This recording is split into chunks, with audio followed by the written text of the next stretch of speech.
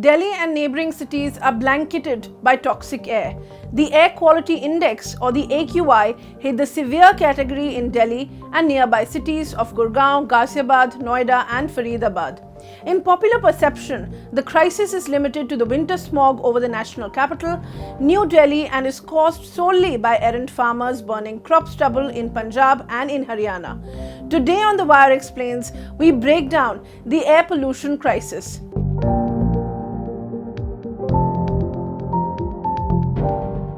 The national capital is among the 10 cities in India currently witnessing the highest pollution levels. The air quality of Delhi has improved from severe to very poor category, with the air quality index standing at 372. India has 480 million people, which is about 40% of its population, living in areas where pollution levels regularly exceed those found anywhere else in the world.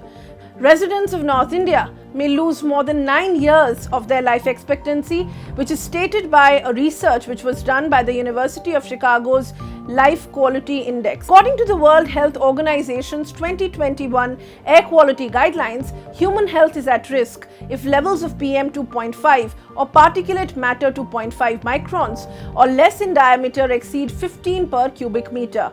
Similarly, the guidelines state that PM 10 levels above 45 pose health risks. Currently, Delhi's PM 2.5 levels are close to 200, which is an extremely dangerous rate. To a large extent, air pollution in the cities, especially in the Indo-Gangetic plains, depends on what happens outside them.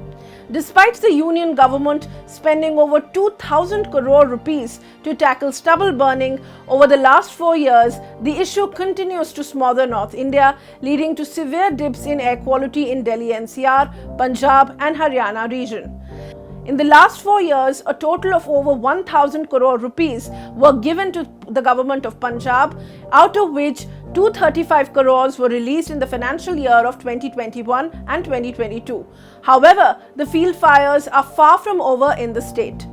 Yeah, I think it's important to understand that air pollution as a problem has multiple factors that contribute to it, and I think some of the big ticket and the big reasons why air pollution problems are a year-long problem and never necessarily get addressed either through regulations or an acknowledgement that these are the foremost issues.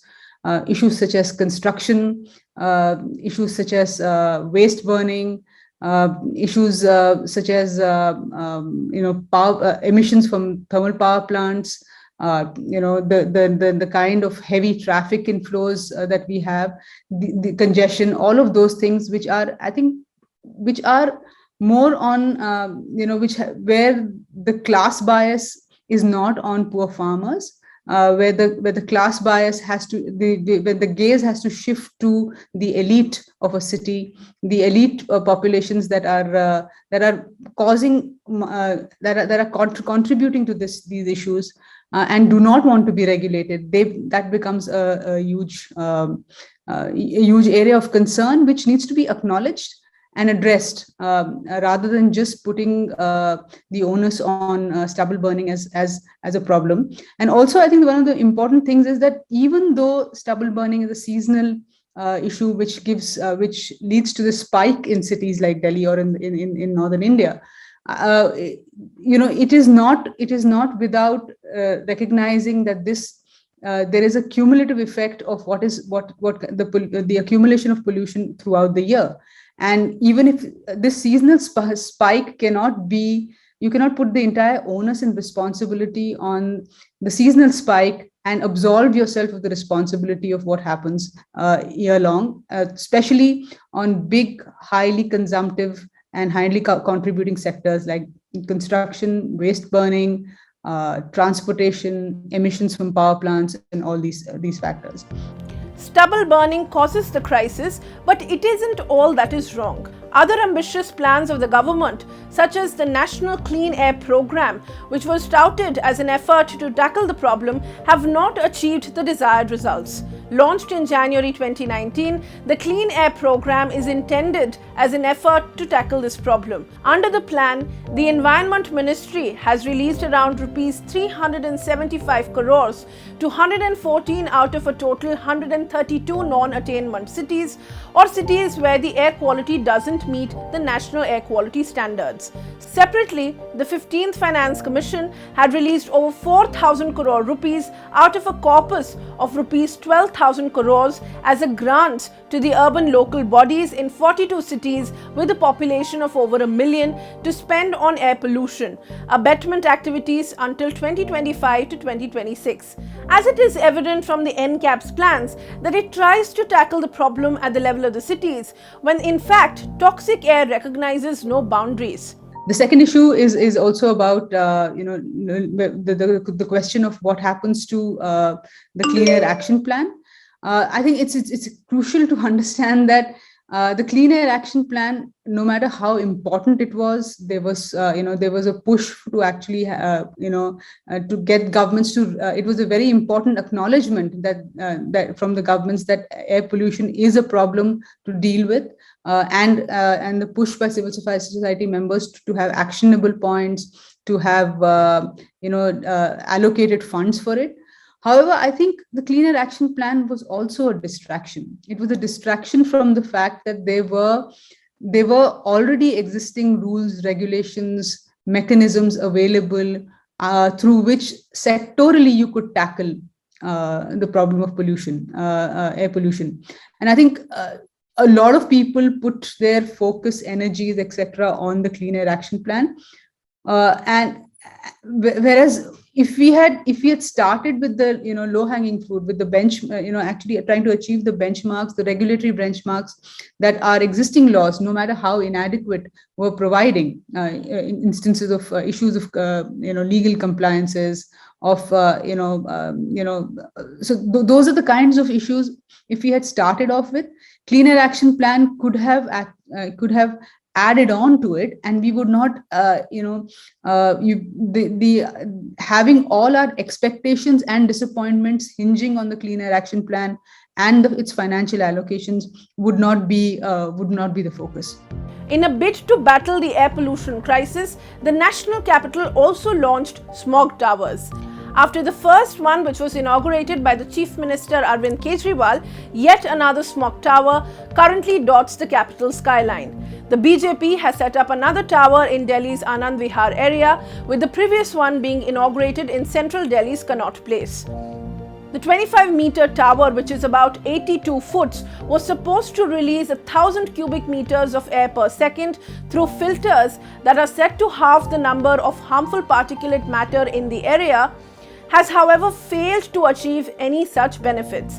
However, the towers, which have cost the taxpayer over 40 crore rupees, are not backed by scientific evidence of efficiency as well.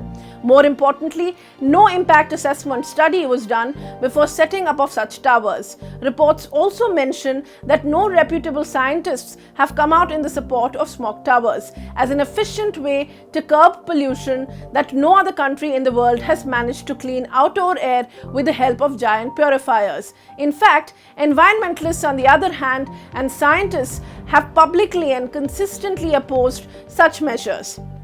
As a result, the move to install these towers is being flagged as a wasteful effort which will shift focus away from practices that would actually lead to pollution control.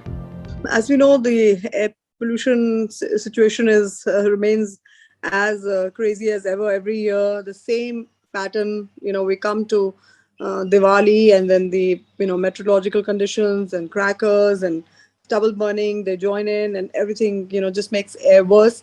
So it's the same exact situation again. The air is poisonous, but we can't seem to understand that the solutions that we are looking at to curb this situation are so wrong throughout the year. It's such a waste, like smog towers, or even for that matter, the green cracker. These are such fast situations that are being created that we'll never be able to solve this. Smog towers, you're cutting the real oxygen towers like trees, in a city, one tree is being cut every hour.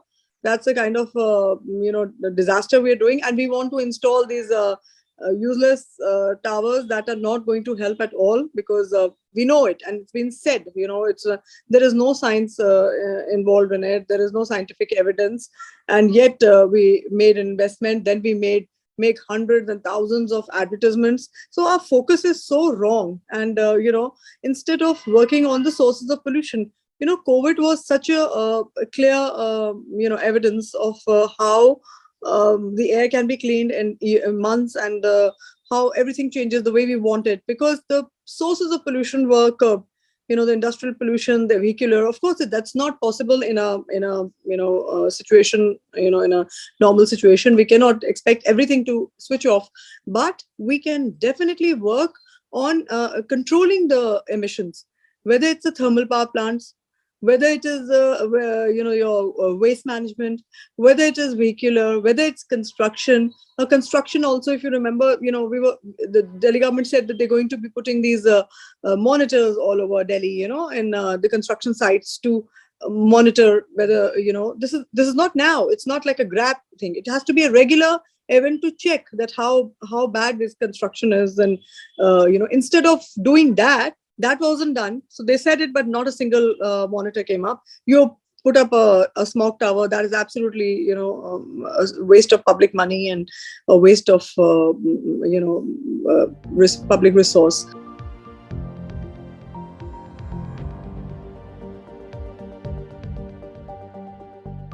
To receive instant updates on all videos from The Wire, click the subscribe button and hit the bell icon. Pay to support independent journalism. Click the link in the description and choose the amount you want to pay.